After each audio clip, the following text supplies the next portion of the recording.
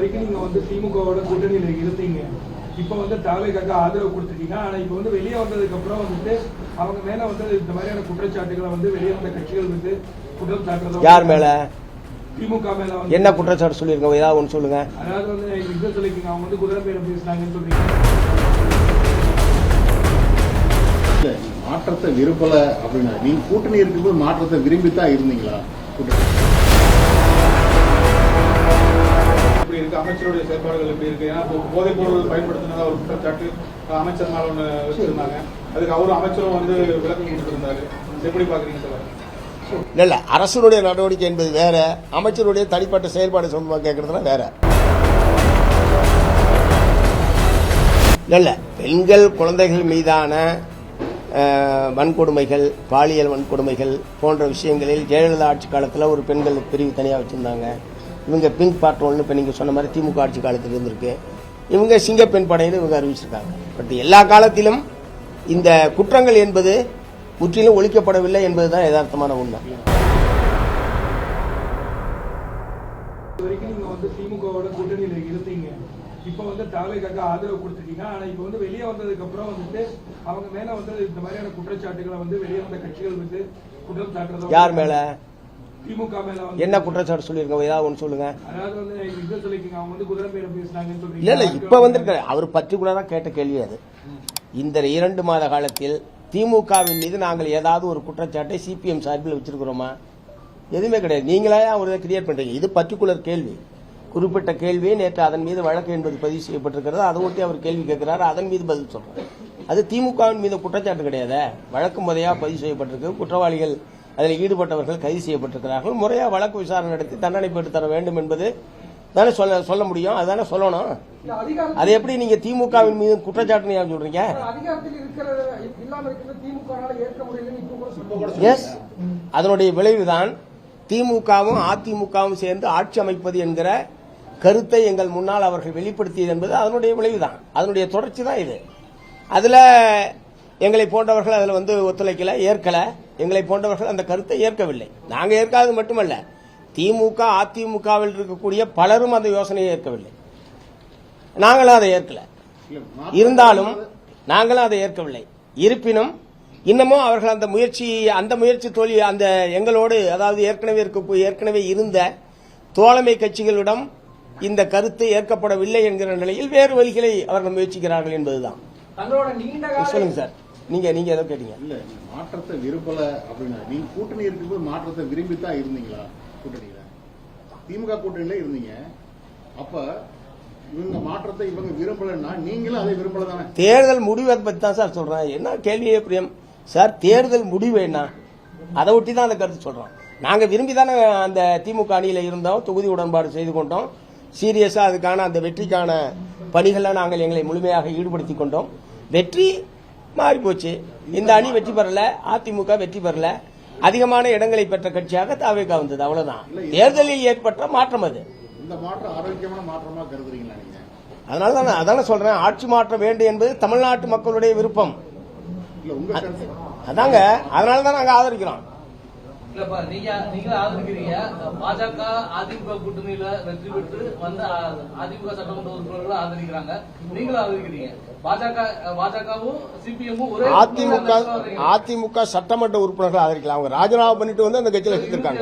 நாடாளுமன்ற சட்டமன்றத்தில் இதுக்கு ஆதரவு தெரிவிச்சிருக்காங்க சார். நாங்க அந்த முடிவை எடுக்கிற போது அந்த மாதிரி பிரச்சனை எல்லாம் கிடையாது. கேளுங்க, அவையில் கேளுங்க. அதிமுக கட்சிக்குள் இருக்கக்கூடிய உட்கட்சி பூசல் காரணமாக அவர்கள் அந்த மாதிரி நம்பிக்கை கோரும் தீர்மானத்தன்று அந்த மாதிரியான ஒரு நடவடிக்கையில் ஆதரவு என்கிறதை வெளிப்படுத்தினார்கள். அதற்கு பிறகு திரும்ப அவங்க ஒன்னா சேர்ந்துட்டாங்க. இப்ப 2 நாளா திரும்ப பிரிகிறாங்கன்னு வருது. அது அதிமுகவுடைய உட்கட்சி பூசலிலிருந்து ஏற்பட்டதை தவிர இந்த ஆட்சியை ஆதரிக்க வேண்டும் என்கிற முறையில் அவங்க ஆதரிச்சதில்லை. நாங்க முடிவெடுத்தது என்னைக்கு?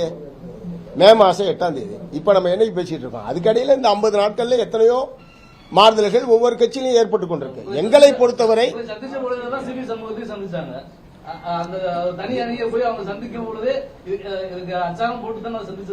மு க ஸ்டாலின் தான் சந்திச்சாங்க. யாரை சொல்ல மாட்டேறீங்க? மு.க. ஸ்டாலின் ஆட்சி அமைக்க சார், நான் கேட்கறது சொல்லுங்க சார். எல்லாத்தையும் சந்திக்கும் போது திரு மு.க. ஸ்டாலின் அவர்களையும் போய் சந்திச்சார்ல. இல்ல, எடப்பாடி பழனிசாமி ஏங்க, நான் கேட்கறது கேள்வி நீங்க பதில் சொல்ல மாட்டேங்கிறீங்க ஒரு விரிவு பார்க்கும்போது சார். அப்பயே நான் வந்து கருத்து சொல்லியிருக்கேன். இவரை பார்த்ததுல எடப்பாடி அவர்களையும் அவர் சந்தித்திருக்க வேண்டும். எல்லா கட்சி தலைவர்களையும் சந்திப்பதுதான் நோக்கம் என்று சொன்னால் இது திரு எடப்பாடி அவர்களையும் அவர் சந்தித்திருக்க வேண்டும் என்பதுதான் அப்பவே நாங்கள் சொல்லியிருக்கோம். ஆனா அதுக்கு அவங்க தரப்புல இருந்து சொன்னது, நாங்க அப்பாயின்மெண்ட் கேட்டோம், அவங்க அப்பாயின்மெண்ட் தரலன்ற மாதிரி அவங்க தரப்புல இருந்து தகவல் சொன்னாங்க. அதாவது தாவேகா தரப்புல இருந்து. அவ்வளவுதான். அதுல அவரையும் சந்திச்சிருக்கலாம். அதுல எல்லாம் ஒரு பெரிய பிரச்சனை இல்லை. 2 மாத கால தாவேகா ஆட்சியுடைய செயல்பாடுகள் எப்படி இருக்கு, அமைச்சருடைய செயல்பாடுகள் எப்படி இருக்கு? ஏன்னா போதைப் பொருள் பயன்படுத்தினதா ஒரு குற்றச்சாட்டு அமைச்சர் மேல ஒண்ணு வச்சிருந்தாங்க. அதுக்கு அவரும் அமைச்சரும் வந்து விளக்கம் கொடுத்திருந்தாரு. எப்படி பாக்குறீங்க சார்? இல்ல, அரசுடைய நடவடிக்கை என்பது வேற, அமைச்சருடைய தனிப்பட்ட செயல்பாடு சொந்தமா கேட்கறதுனா வேற. நீங்க எதை கேக்குறீங்க? அமைச்சர் இல்ல, அரசுடைய செயல்பாட்டை பொறுத்த வரைக்கும் தேர்தலில் கொடுத்த ஒரு சில வாக்குறுதிகளை நிறைவேற்றுவது என்கிற முறையில் சில அறிவிப்புகளை வெளியிட்டு அது நடைமுறைக்கு வந்திருக்கிறது. சிங்கப்பெண் படை, அதே மாதிரி விவசாய கடன் தள்ளுபடி, இப்படி சில அறிவிப்புகள் ஏற்கனவே அவர்கள் கொடுத்த வாக்குறுதியை நிறைவேற்றுவது என்கிற முறையில் நடைமுறைப்படுத்தியிருக்கிறார்கள். இன்னும் நிதிநிலை அறிக்கை வரும்போதுதான் அது முழுமையாக என்ன மாதிரியான பொருளாதார கொள்கையை கடைபிடிக்கப் போகிறது. ஏற்கனவே திமுக ஆட்சி காலத்தில் உதாரணத்துக்கு தொழிலாளர்கள் சம்பந்தப்பட்ட பிரச்சனை, அரசு ஊழியர் ஆசிரியர் சம்பந்தப்பட்ட பிரச்சனைகள் அல்லது பணி நியமனங்கள், அது பூரா ஒப்பந்தம் வெளிமுகமை என்கிற முறையில் தான் பெரும்பாலும் திமுக ஆட்சி காலத்தில் இருந்தது. அப்போதே நாங்கள் அதை அனைத்தையும் எங்களுடைய எதிர்ப்பை வந்து நாங்கள் தெரிவிச்சிருக்கோம், போராட்டமும் நாங்கள் நடத்தியிருக்கிறோம். அதனால இதிலையெல்லாம் இவர் என்ன மாதிரியான அணுகுமுறையை மேற்கொள்ள போகிறார். உதாரணத்துக்கு தூய்மை பணியை தனியாரிடம் ஒப்படைப்பது என்கிற முறையில் ஒரு டெண்டர் அறிவிப்பு வெளியிடப்பட்டு கடுமையான எதிர்ப்பு தெரிவித்த பிறகு அதை அவர்கள் திரும்ப பெற்றுக் கொண்டிருக்கிறார்கள். அதனால நிதிநிலை அறிக்கை வருகிற வரைக்கும் கொஞ்சம் காத்திருக்கலாம். நிதிநிலை அறிக்கையில் என்ன பாதையில் இந்த அரசு செல்ல போகிறது என்பதற்கு ஓரளவுக்கு வெளிச்சம் கிடைப்பதற்கான வாய்ப்பு என்பது நிதிநிலை அறிக்கையிலே தெரிவதற்கான வாய்ப்பு என்பது இருக்கிறது. நேற்று நாங்கள் மாண்புமிகு முதலமைச்சர் அவர்களை சந்தித்த போதும் பல்வேறு கருத்துக்களை, கோரிக்கைகளை முதலமைச்சர் அவரிடத்தில் தெரிவித்திருக்கிறோம். அவற்றையெல்லாம் நிதிநிலை அறிக்கை அநேகமாக இந்த மாத இறுதியில் தமிழ்நாடு அரசனுடைய நிதிநிலை அறிக்கை என்பது சமர்ப்பிக்கப்படும் என்கிற முறையில் அவங்க சொல்லியிருக்காங்க. ஸோ அது வரைக்கும் காத்திருக்கலாம். பட் இதுவரைக்கும் பொதுவாக இதுவரைக்கும் அறிவிச்சிருக்கிற அறிவிப்புகள் அதுலேயும் எங்களுக்கு குறைபாடுகள் இருக்கு. உதாரணத்துக்கு சிங்கப்பெண் படை எடுத்துக்கிட்டீங்கன்னா அதில் இருக்கிறவங்க எல்லாருமே ஏற்கனவே காவல்துறையில் பணியாற்றவர்கள் தான். இதுக்குன்னு தனியாக ஒன்றும் வெளியிலேருந்து புதுசாக ட்ரைனிங் கொடுத்தலாம் பணி நியமனம் என்பது செய்யப்படலை. ஆகவே அவங்க பழைய காவலர்களாகவே தான் இருக்கிறார்கள். இந்த பெண்கள் குழந்தைகள் மீதான குற்றங்கள், இழைக்கப்படுகிற குற்றங்களின் மீது எத்தகைய அணுகுமுறையை மேற்கொள்வது என்பது பயிற்சி என்பது அவர்களுக்கு தேவைப்படுகிறது என்பதை நாங்கள் வந்து நேற்று சொல்லியிருக்கோம். அதை முதலமைச்சர் ஏற்றுக்கொண்டிருக்கிறார். அந்த மாதிரி பல விஷயங்கள் நேற்று ஒரு நீண்ட நேரம், ஒரு அரை மணி நேரத்திற்கு மேலாக முதலமைச்சரோடு தமிழ்நாட்டில் இருக்கக்கூடிய பல்வேறு பிரச்சனைகள் சம்பந்தமாக பேசியிருக்கோம். இப்போ மேகதாட்டில் நடுவர் மன்றம், புதிதாக ஒரு நடுவர் மன்றம் என்பதிலே எங்களுக்கு ஏற்புள்ள அது சொல்லியிருக்கோம்.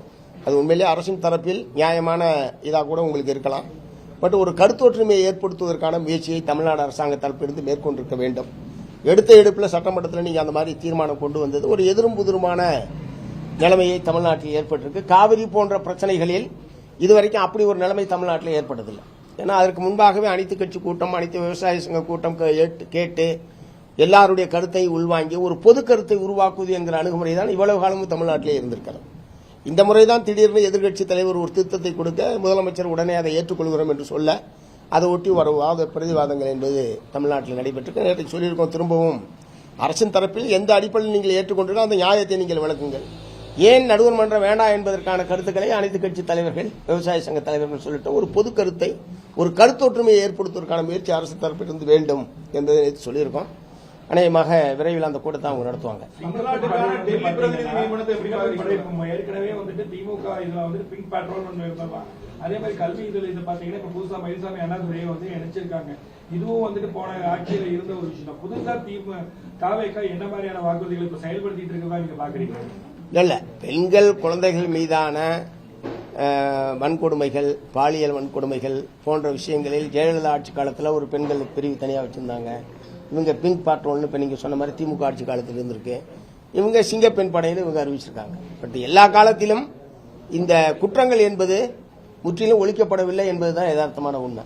நம்முடைய பெண்கள் குழந்தைகள் கடுமையான பாதிப்புக்கு உள்ளாகிறார்கள். ஆகவே பெயர் என்னவாக இருந்தாலும், புதிய புதிய படைகள் அமைக்கப்பட்டாலும், இதுக்கு ஒரு நிரந்தரமான முற்றுப்புள்ளி வைக்கக்கூடிய வகையில் அது செயல்பட வேண்டும்.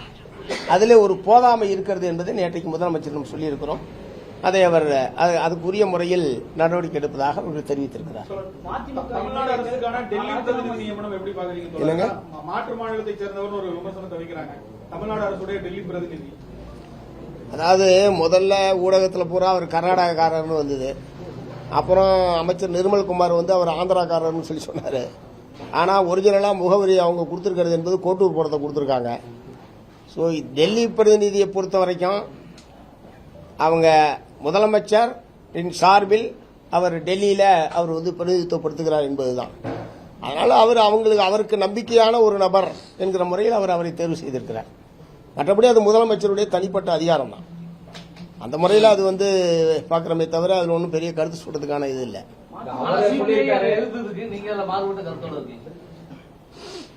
ரைட், அந்த கட்சி தனிச்சே சுயேட்சை அவர் கருத்து சொல்றதுக்கு ரைட் இருக்கு தானே. முதல்ல அப்படிதான் வந்தது. இப்ப அதுல போய் பாத்தீங்கன்னா கோட்டூர்புரம் அட்ரஸ் தான் இருக்கு. அதான் நான் சொன்னேன், முதலமைச்சருடைய தனிப்பட்ட அதிகாரத்துக்கு உட்பட்டது. அவருக்கு நம்பிக்கையான ஒரு நபரை டெல்லியில இருக்க வேண்டும் என்று அவர் கருதி அவர் நியமனம் செய்திருக்கிறார். அதுல ஒண்ணு பெரிய விவாதத்துக்குரிய விஷயம் அல்ல. இல்ல அவர் தகுதியான அவருடைய தகுதியை பற்றி எனக்கு தெரியாதுங்க. அவரு ஒரு சினிமா தயாரிப்பாளர் என்கிற முறையில தான் வெளியில அவருக்கு தெரியும். மற்றபடி அதற்கு மேற்கொண்டு அவர் என்னன்றது அவங்க தான் சொல்லணும். தமிழகத்தின் பல்வேறு நலன் சார்ந்த விஷயங்கள்ல ஆரம்ப கட்டத்திலிருந்தே போராட்டத்தில் ஈடுபட்டு வரக்கூடிய ஒரு கட்சி, ஒரு கர்நாடகத்தை சார்ந்தவராகட்டும் ஆந்திராவை சார்ந்தவராகட்டும் வெளிமாநில பிரதிநிதி தமிழகத்திற்கான பிரதிநிதியா டெல்லியில இருக்கும்போது தமிழகத்தின் பிரச்சனைகள் தீர்க்கப்படும் நீங்க நம்புறீங்களா? அவர் மூலமா எந்த பிரச்சனையும் தீர்க்கப்பட போறது இல்ல. அவர் மூலமா எந்த பிரச்சனையும் அங்க முன்வைக்க போறதும் இல்ல. இவ்வளவு நாள் ஏற்கனவே இருந்த டெல்லி பிரதிநிதிகள் எப்படி இருந்தாங்கன்னு உங்களுக்கே தெரியும். கோயம்புத்தூரை சார்ந்தவர் இருந்திருக்காரு, ஏற்கனவே தோழர் AKS விஜயன் திமுக ஆட்சி காலத்தில் இருந்திருக்காரு, SKT ஜக்கையன் இருந்திருக்காரு, நரசிம்மன் இருந்திருக்காரு. அவங்கெல்லாம் என்ன பிரச்சனை தீர்த்தாங்க, எதில் தலையிட்டாங்க. ஸோ இது ஒரு என்ன சொல்றது, இது ஒரு இடைக்காலத்தில் தான். ஒரு காலங்காலமாக இந்த டெல்லி பிரதிநிதின்னு தனியாக ஒரு நபரை போடுறது என்பது காலங்காலமாக இருந்தது கிடையாது. ஏற்கனவே IAS ஆபீசர்ஸ் தான் இருந்திருக்காங்க. ஏதோ ஒரு இடைப்பட்ட காலத்தில் கட்சியில் இருக்கிற ஒருவருக்கு ஒரு பொறுப்பு தர வேண்டும் என்கிற முறையில் திரு MGR காலத்திலேயோ ஜெயலலிதா அவர் அம்மையார் காலத்திலேயோ தான் அது கொண்டு வந்தாங்கன்னு நினைக்கிறேன். கரெக்டாக எனக்கு வருஷம் தெரியல. இடைக்காலத்தில் ஏற்பட்ட ஏற்பாடு. ஸோ அதனால இவங்க தான் எல்லாத்தையும் டெல்லியோட இருக்கிற சகல பிரச்சனைகளையும் தீர்க்கக்கூடிய ஒரு பொறுப்புல இவங்க தான் இருக்காங்க என்ற மாதிரியான ஒரு அதிகாரத்தையெல்லாம் நாமளா வழங்க வேண்டிய அவசியம் இல்லை. அப்படி யாரும் நடந்துகிட்டதும் கிடையாது. தமிழ்நாடு அரசு முதலமைச்சர் தான், அது மத்திய அரசாங்கத்தோடு இருக்கிற எதுவாக இருந்தாலும் இவர்களை மீறி இன்னொரு நபர் அங்க எல்லாத்திலையும் தலையிடுவார், முடிவெடுப்பார் என்ற நிலைமையெல்லாம் கிடையாது. இதுக்கு முன்னாடி அப்படி அனுபவமும் கிடையாது. இருந்தவங்களும் அப்படி செஞ்சது கிடையாது. திமுக MLA ராஜினாமா செஞ்சுட்டுவாங்க. நானே தேர்தல் பிரச்சாரம் பண்றேன், விஜய் சுற்றுவாங்க. இப்ப திமுக அஞ்சலி முறைக்கும் ஆளுநருக்கு கடிதம் எழுதியிருக்காங்க. இதுக்கு முறையான திசை நடக்கும் அப்படின்னு சொல்லியிருக்காங்க. இது விரைந்து நடவடிக்கை இல்லையா? அடுத்த நாள் திரு வைகோ அவர்கள் அதை நான் அப்படி சொல்லணும்னு சொல்லி மறுத்திருக்காரு. ஏன்னா அங்க என்ன நடந்தது, ஊடக நண்பர்கள் தான், அங்க இருக்கிற ஊடக நண்பர்கள் அவங்கள்ட்ட தான் அது வெளியே வந்தது. மறுநாளே திரு வைகோ அவர்கள் அதை மறுத்திருக்காங்க. நான் அப்படி சொல்லவில்லை, நேரம் இருந்தால் பிரச்சாரத்தை வருகிறேன் என்று சொன்னார் என்ற முறையில் திரு வைகோ அவர்கள் மறுத்திருக்கிற நிலையில் அதன் மீது இப்போது கருத்து சொல்றது பொருத்தமா இருக்கு.